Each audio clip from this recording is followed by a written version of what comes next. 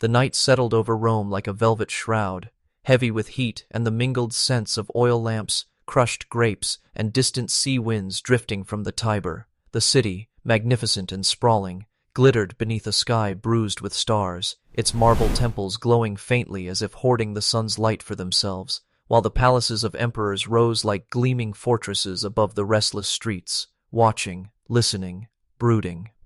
It was the age of empire at its zenith, when Roman legions crushed kingdoms beneath their sandaled feet, when gold from conquered lands filled the coffers of patricians, and when the spoils of victory adorned the city like jewels on a corpse, masking rot with radiance. Inside those palaces, behind walls painted with frescoes of gods and heroes, another kind of war raged, not with swords or catapults, but with whispers, glances, and the slow, deliberate tightening of invisible nets. Bedrooms were not merely rooms for sleep and desire. They were political stages where alliances were forged and destroyed, where the destinies of senators, generals, and entire families could shift with the turning down of a lamp or the closing of a door. It was in the secret darkness of silk-draped chambers that power truly breathed, soft and poisonous, changing hands not in the Senate but on sheets perfumed with imported incense. Rome, for all its grandeur, was a city forever trembling under the weight of its own contradictions. Triumphal arches celebrating eternal glory, while statues of gods looked down upon very human fear. Law etched in stone, while justice bent in the shadows. Emperors praised as divine in daylight, but cursed in midnight whispers. At the center of this world was Emperor Tiberius, a man both commanding and corrosive, whose reign began with discipline and ended in decadence, whose mistrust grew so vast it needed an island to contain it. Capri, the limestone jewel rising from the Tyrrhenian Sea, became his refuge and his throne, its cliffs steep and jagged, like the teeth of some ancient sea beast, its villas hidden and opulent, a labyrinth where the line between pleasure and terror dissolved completely. Ancient historians would later paint scenes so grotesque that they seemed to belong to nightmares, feasts that ended in executions, whispered accusations that bloomed overnight into public suicides, forbidden rituals that twisted desire into instruments of humiliation. Here, far from the eyes of Rome, Tiberius wove a court of fear, where spies masqueraded as servants, and the scent of flowers often mingled with the metallic tang of blood. The emperor's paranoia was both a weapon and a disease. He trusted no senator, no ally, not even kin, for the throne upon which he sat was built not merely on authority, but on the brittle bones of those who had coveted it before him. And yet, in those shadowed halls, among the flickering lamps and murmured orders, another figure moved, silent, watchful, absorbing every cruelty and secret like ink soaking into parchment. Gaius Julius Caesar Germanicus, the child who would become known as Caligula, walked Capri's marble corridors with a strange, unsettling calm, his wide young eyes reflecting torchlight and treachery alike. Soldiers had once adored him for his miniature boots, calling him Little Boots with affectionate laughter, but here, surrounded by masked indulgence and whispered terror, innocence was stripped away like bark from a tree. The empire's moral climate seeped into him with every breath, planting seeds that would one day sprout into something the world could not yet imagine. Rome itself seemed to know, in some instinct older than history, that darkness was gathering not on its borders but within its own heart. Banquets glimmered like scenes from the long tables overflowing with roasted peacocks, figs glistening with honey, amphorae brimming with Falernian wine, musicians plucking delicate melodies as perfumed air, hung heavy, but beneath the orchestrated beauty lurked tension sharp enough to draw blood.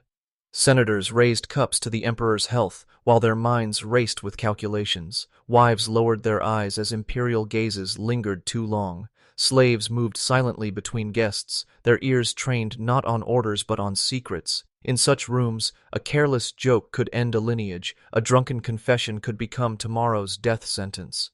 Rome's nights were theaters where opulence performed alongside fear, and no one, neither emperor nor citizen, was ever truly safe. The city had built its power on conquest, but now it was devouring itself from within, feasting on paranoia, lust, and cruelty as eagerly as it once feasted on foreign lands. The marble shone, the statues endured, The aqueducts carried water like veins, but the soul of the empire was fracturing quietly, like hairline cracks spreading through stone. In this world, the bedroom was both sanctuary and snare, throne and execution chamber, a place where human weakness and imperial ambition fused into something monstrous. And in that suffocating atmosphere, with fear hanging like smoke, Caligula grew not as a child cradled by love, but as a shadow shaped by cruelty, trauma, and whispered promises of power. History had not yet placed its crown upon his head, but the stage was already set, the actors in position, the torches lit. Rome, radiant and rotten, was ready for its next chapter, and it would not be written in Senate decrees or battlefield reports, but in the intimate, poisonous spaces where empires reveal their truest selves. He was born into blood and glory, into cheers that shook military camps and whispers that curled like smoke around imperial halls.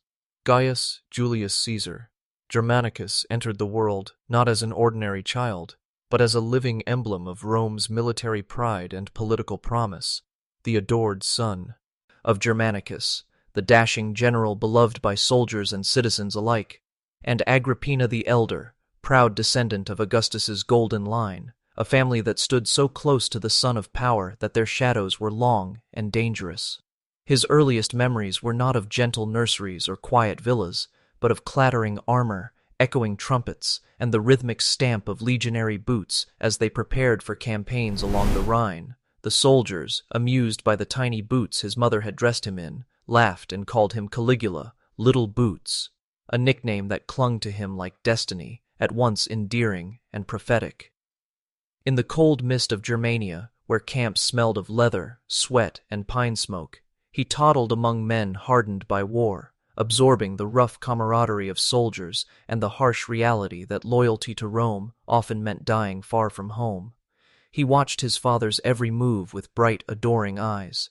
Germanicus, charismatic and noble, was the very image of what Rome wanted its heroes to be, and perhaps that made his fall inevitable. For in Rome, love from the people was a dangerous gift, one that stirred jealousy in emperors and sharpened the knives of rivals.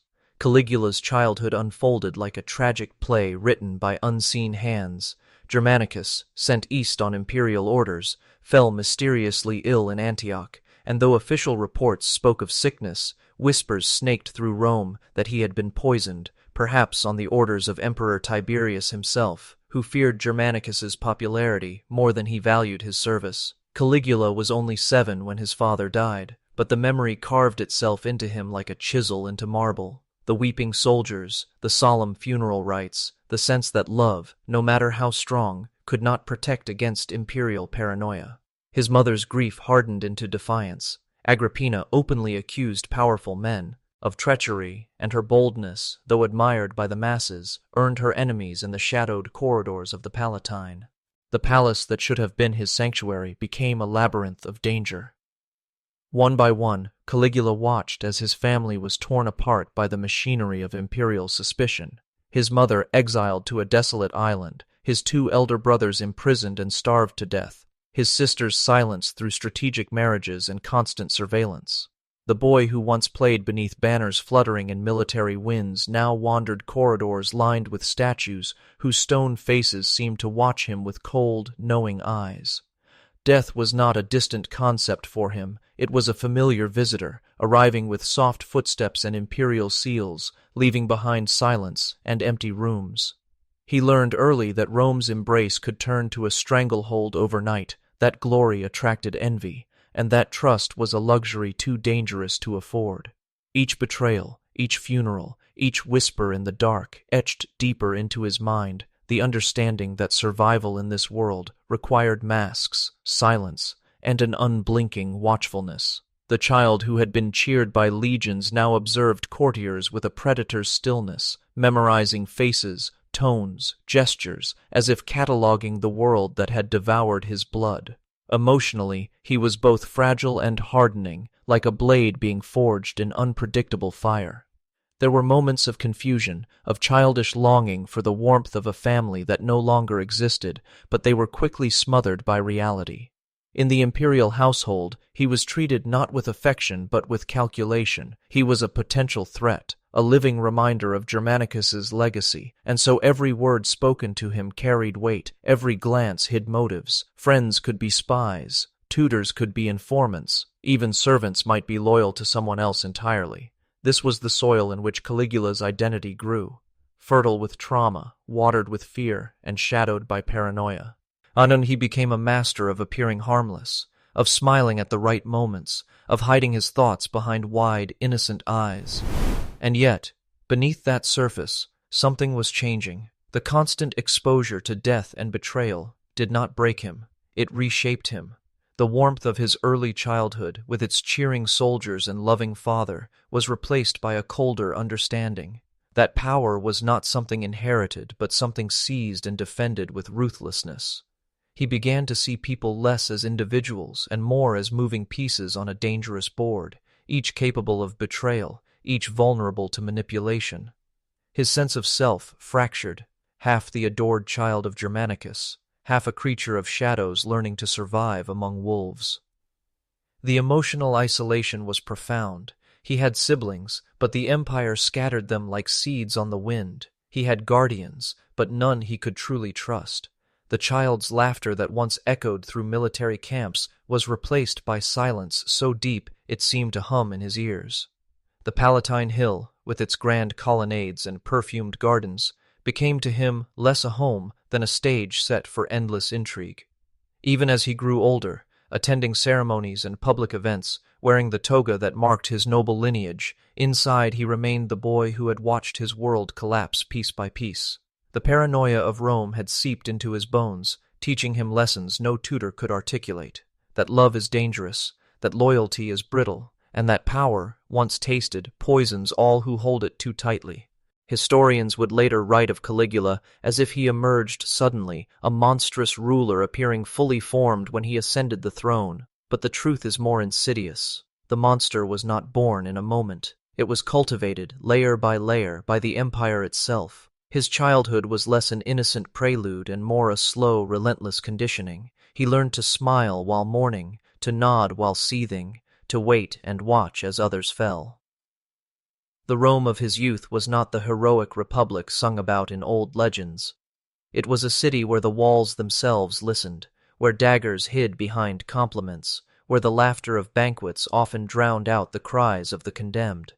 This was the crucible in which Gaius, Caligula, was shaped, not by choice, but by necessity. By the time his family's enemies had finished their work, the child who had once been a symbol of hope to Rome's soldiers was already something else entirely, a survivor forged by cruelty, a shadow sharpened by loss. And as he stood in the echoing halls of the palace, looking up at statues of emperors who had ruled before him, their cold stone eyes staring down as if in judgment, Caligula understood, perhaps too well, that in Rome power was the only constant, and that to live was to learn how to wear masks better than anyone else. The boy who had once been cheered for his tiny boots had walked through blood and betrayal to become a figure the empire could neither fully trust nor easily destroy. His story was no longer that of a beloved child. It was becoming the prelude to something far darker, something history itself would struggle to contain. After the boy's childhood had been shredded by death and betrayal, after the family he had loved was scattered or erased by imperial paranoia, Caligula found himself drawn to Capri, summoned by Tiberius to an island that shimmered like a jewel under the Mediterranean. Sun but hid a darkness that no soldier, senator, or citizen had ever imagined.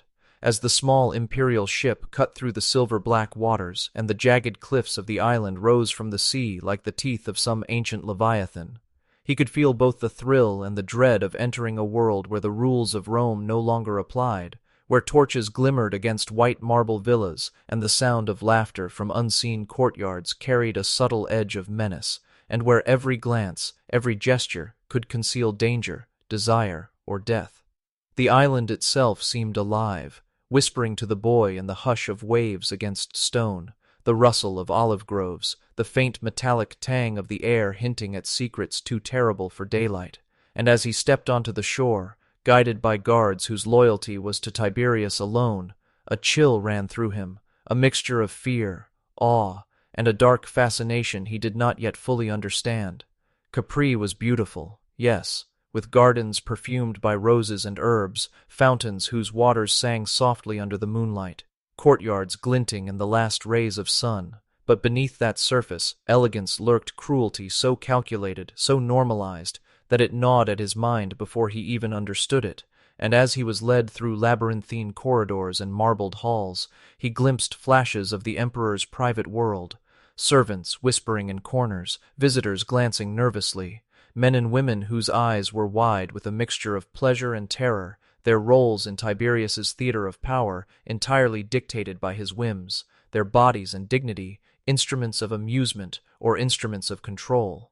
Inside, Caligula felt the first prickling seeds of the lesson that would shape him for life. To survive here, he must watch, memorize, and smile without ever revealing the storm of thoughts or the flicker of disgust inside him and in the shadows of the villa. He began cataloging the actions, reactions, and hidden motives of those around him as a predator catalogs prey. Tiberius, the emperor who had withdrawn from Rome's political heart to rule this secluded empire of cruelty, moved through his halls like a god and a tyrant combined, his gaze assessing, testing, and corrupting, a man whose fear of betrayal had made every relationship transactional, and in whose presence even the most ordinary gestures could become instruments of humiliation or tools of domination. And in this first immersion into the island's secret world, Caligula became aware of what the historians would later describe in whispers as the emperor's unspeakable acts, private feasts that ended in executions disguised as entertainment, rituals of sexual excess and psychological manipulation, the blurring of boundaries between sacred rites and profane desires, where those invited into Tiberius's chambers were no longer guests, but players in a dangerous, living theater of power and terror. The boy's pulse quickened as he witnessed, sometimes from a distance, sometimes forced to participate, the ways in which fear and fascination intertwined, how laughter could mask horror, how obedience could guarantee survival, and he felt inside himself a tremor of both revulsion and secret awe, a dangerous fascination that would mark the earliest moments of his moral transformation, as cruelty began to feel inevitable, natural, almost like air. Every night brought a new lesson, the subtle tilt of a head, the hesitation in a smile, the shifting tone of a voice could all signify loyalty or treachery. Even the way Tiberius touched a guest, or the intensity with which a servant bowed, was a puzzle that Caligula learned to read with unnerving precision, and in these dark lessons he began to understand the terrifying power of secrets, intimacy, and domination intertwined. Capri's villas, bathed in torch, light, and moonlight, were more than palaces. They were classrooms in fear and desire, laboratories for the human psyche, where the young heir observed the ways power could corrupt absolutely, how cruelty could be wielded as easily as a sword, and how even the body and the bedroom could become arenas for control. In this world, Tiberius not only ruled as emperor, but also molded his heir, grooming him to inherit not only the throne, but the techniques of domination itself. The first bedroom secret unfolded before Caligula's eyes, a disturbing pedagogy in which power was exercised through humiliation, pleasure, and surveillance, teaching him that to survive, one must master the art of complicity without surrendering self entirely, to smile while storing rage and ambition, to witness horror and convert it into knowledge. And so, the boy learned that on Capri, nothing was safe, nothing sacred, and yet everything was a lesson. As he watched the interplay of domination, desire, and fear, the first inklings of the future emperor's methods began to take root, a dark architecture of mind in which observation, manipulation, and cruelty would form the foundation of absolute control.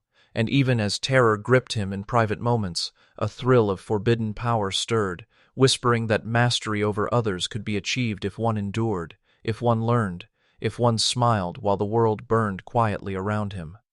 The cliffs of Capri, the endless glittering sea, the scented gardens, the marble statues with eyes that seemed to watch and judge, all became part of the mental landscape he carried with him, the map of a new Rome, a Rome in miniature, where power and depravity were inseparable and every act, every look, every whisper could tilt the balance between life and death. And by the time he was led back to his chamber, exhausted, trembling, yet strangely exhilarated, Caligula had awe. Eddie begun to build within himself a mind trained to survive horrors, fascinated by their mechanics, and eager, though he did not yet understand it, to wield similar power one day. Capri had taught him that the world's true rulers were those who could watch without blinking, who could smile at cruelty, and who could turn intimacy into leverage. And as he lay awake that night, listening to the wind along the cliffs and the distant lapping of waves, he realized in a visceral way that innocence had already been left behind, replaced by a calculating, darkly attuned awareness that would define him, for good or for ill, as Rome's next nightmare. The death of Tiberius in 37 CE did not arrive quietly. It swept through Rome like a storm long in waiting, carrying with it the sighs of relief, the cheers of expectation, and the trembling uncertainty of a city accustomed to fearing its rulers more than revering them. And as word reached the Palatine, the young Caligula, only 24, found himself thrust from shadow into a world of light and adulation, a boy transformed overnight into emperor, his face hailed in the streets, his name sung by soldiers who had once cheered him as a child, his presence a balm to a populace haunted by years of Tiberian cruelty. Yet beneath the veneer of jubilation and triumph, a far darker awakening began to stir in him, for Rome's welcome was intoxicating, but the throne is never neutral, never kind, and every gesture, every word, every adoring glance was a note in a symphony that demanded mastery, obedience, and, eventually, domination. In the first hours of his reign, Caligula walked among the city he had long observed from afar, feeling the pulse of its streets, tasting the sweet tang of expectation mingled with the faint, bitter trace of fear, and he understood, perhaps for the first time with absolute clarity, that power was not merely possession of a title, but a web of perception, a dance of influence, and a theater in which his every move would be scrutinized, and mirrored in the eyes of both the loyal and the envious. The early months of his rule were marked by spectacle and generosity. He distributed gifts to the populace, organized games and races, and restored hope to a city that had endured the shadow of Tiberius's retreat. But behind the radiant facade, the training of Capri whispered in his mind, shaping each decision with lessons learned in the shadows, and the boy who had survived fear by observation now understood that to secure absolute authority, he would need not only the adoration of the masses, but the mastery of manipulation, the capacity to wield intimacy and spectacle as instruments of control. Nights in the imperial palace became arenas in which the private and public merged. Candles flickered across marble floors, casting long shadows that mimicked the ambitions of those who crossed the threshold, and as senators and nobles bowed and flattered, Caligula's mind catalogued their gestures, their hesitations, the glint of loyalty or malice in their eyes, learning swiftly that the corridors of power were as treacherous as any battlefield he had ever imagined, and that true command required not only charisma and wealth, but an instinctive understanding of the human psyche, the subtle cues that betray weakness, and the mechanisms by which influence could be asserted without direct confrontation. In these early days, he began to experiment, tentatively at first, with the knowledge that pleasure could become power. Invitations extended to private dinners and late-night gatherings where conversation, laughter, and intimacy were tools, each encounter an opportunity to assert dominance, probe loyalties, and unsettle those whose pride might otherwise challenge him. And as the boundaries between public spectacle and private indulgence blurred, Caligula realized that his own upbringing, his early exposure to the calculated depravity of Capri, had prepared him uniquely to navigate these treacherous waters, to turn fear into obedience, curiosity into compulsion, and observation into leverage. Rumors whispered through the palace corridors like restless ghosts, carrying tales of senators' wives summoned under guise of decorum, their presence simultaneously flattering and terrifying, their husbands' gazes sharp with both hope and dread.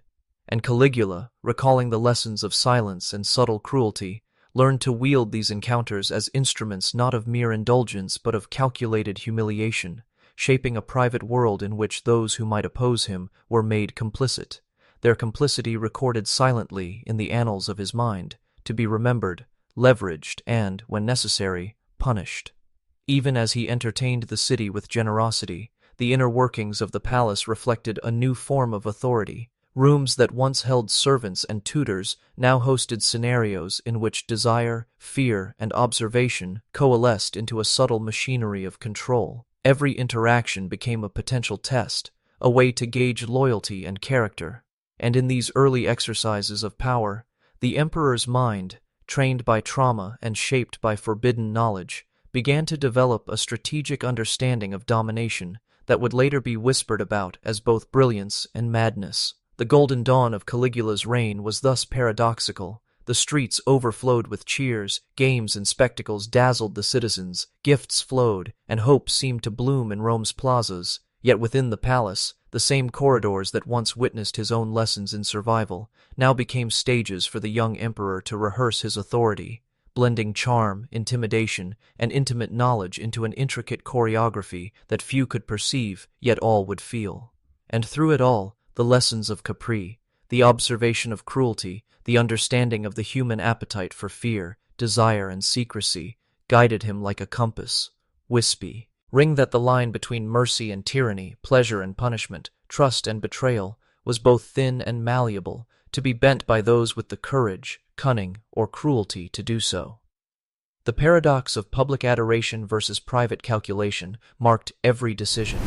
Each act of generosity strengthened loyalty while simultaneously training him in the delicate balance of control.